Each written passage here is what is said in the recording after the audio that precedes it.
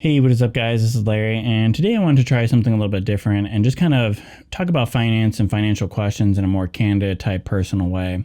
And basically anything that you would kind of be curious about that doesn't necessarily get talked about in the greater financial community because, it's not worthy of a 10 or 12 minute type video. That's definitely fair game. Or, if you just like having financial talks, in a more personal perspective or personal way versus, edits and, screenshots and all that type of stuff. And that's great too. And that has its audience. But I just thought, I always enjoy things that are more candid as well. So I just thought, if anybody has questions out there, comment down below. And, I thought it'd be a great financial discussion. So today I kind of want to talk about this idea as far as how to come up with good business ideas.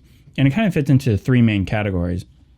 The first being, doing something that's already tried and true. It's not necessarily unique or anything like that. And I'm going to give kind of personal stories that kind of relate to each of these three different categories. But the first being that, you're doing something tried and true. And the example I give here is when I was about 12 or 13 years old, I remember seeing this eighth grader in school sell, Twix bars or Hershey's bar for like $1.50 a piece or $2. And I just remember thinking to myself, that's something I could do. I can't believe someone would pay $2 for, but you could just go down to the grocery store and buy it for 50 cents or sometimes even cheaper. So I thought, why not? Why can't I do that? So I started doing that. I used to walk to the local grocery store. It had a vending machine there that sold cans of soda for 35 cents, which at the time was a pretty good deal, especially for a vending machine. So I remember just like finding coins in the hallway and couches and different stuff like that. And I had enough to buy a couple of cans of soda, would sell it at school for 50 cents each and made just a little bit of a profit. But eventually, after enough time passed on, I was able to buy, a 12 pack of soda from the grocery store. And eventually I worked all the way up to the point where I was selling bags of chips as well. And I had like these warehouse type sized, bags of chips and cans of soda. And so I was making quite a bit of money, and I probably made around like $200, $300 worth of profit. And the great example about that story is that nothing I did there was unique, right? Someone was already doing this exact same thing, and I literally just mimicked what he was doing, and it worked out pretty well. And you see the same thing with like pizza joints, for example. You see, plenty of pizza chains out there, and there's obviously huge competitors like Domino's and Pizza Hut. Yet every now and then you'll see someone open up a pizza store, and it's like, how does that work out? And it's because they just kind of do a, slight variation or slight spin on it.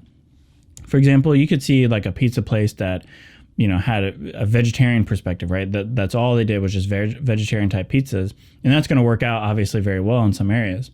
So my whole point of about bringing this up is you don't necessarily have to reinvent the wheel to come up with a great business idea or business model. The second example is to basically take an international business and bring it back domestically, or have a domestic business and bring it internationally.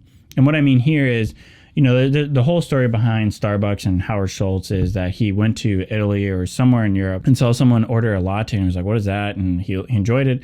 He thought, or maybe it was a cappuccino, I don't remember. But the whole point is that he brought it back to the United States. Obviously, that played out very well for him. And so that's kind of a good example. You could also think about like crepes, for example, are popular in Europe. You could bring that into the United States, open up a crepe business. The same is kind of true the other way too, right? You could find a domestic business that you bring internationally. A good example of that would be internet was pretty popular when internet cafes were pretty popular at a point when internet was first starting to sprout up, right? Because not everybody had home internet available to them. So they would go to these cafes, pay, $5 for an hour access or 30 minutes or whatever. But now, they're non-existent because internet, everybody has it. And so, but yet in other countries, internet is just sprouting up or has been sprouting up for a couple of years. And that's a good opportunity or example where you see internet cafes can fill a need there, right? You're literally just taking a domestic business and bringing it international. You're not reinventing something. You're just taking one model and taking it to a different location. So that definitely can work out very well for a lot of people. And the last one I want to kind of talk about, sorry, I'm swallowing a lot. I ended up having a little bit too much salt and sugar right before recording this video. It was probably not a great idea. But anyway, so the last is just coming up with an innovative product or innovative idea. And, that's kind of the one that a lot of people gravitate towards, But the thing about here that I would caution a lot of people is that, and we're kind of all guilty of this. I mean, at least I was guilty of it. Being in high school or college and you hear, oh man, if I had this app that could do this and do that and also control the whole house, and it could also text people for me, and it would do all these crazy things. And it's like, yeah, I don't know anything about programming. I don't know anything about computers.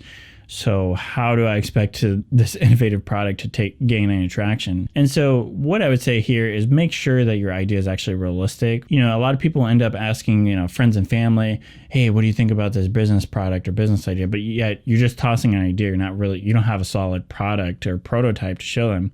And of course, because they're the most supportive fans of you, they're going to say, that's a great idea. I would buy it. It's totally great.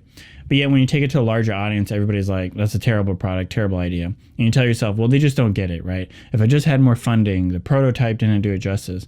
But you have to understand that's your target audience. That's the main people you actually want to sell to anyways. So if they're not getting it, there's probably good criticism there that you should probably listen to. So anyways, I just kind of wanted to, that's kind of it for as far as these 3 different business ideas. And if you can just kind of realize that you categorize them in 3 different ways, it makes it easier to generate business ideas. So really, I kind of think it relates to 2 main things as far as coming up with a great business idea. One being have the hustle and drive to put yourself in a position, for example, traveling abroad to find some kind of business idea, or maybe be around innovative people. That's, a form of hustle. And then having the creativity to take that idea and then make it your own and turn it into something. Anyway, so that's it for this video. Like I said, I just wanted to try something new as far as answering business questions. And if you have any ideas of questions, comment down below. I'd be more than happy to answer them. Hopefully this video series interests some people. Either way, I enjoy making it. So yeah, I guess that's what matters most. If you like this video, please give it a thumbs up. And if you like, talking about personal finance, business, or economics, please hit that subscribe button. Stay tuned for more.